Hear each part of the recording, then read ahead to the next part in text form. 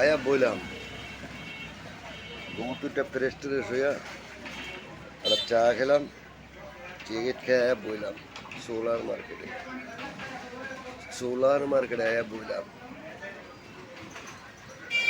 তো ওই বইটা থাইকে কতদিন পরে বইটা থাকবো থাইকে আস্ত্র বাসা দাম দেয় কটা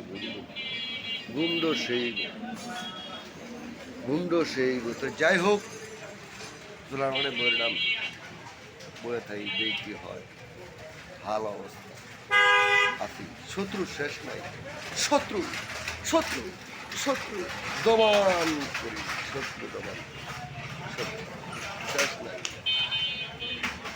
শত্রু শেষ নাই।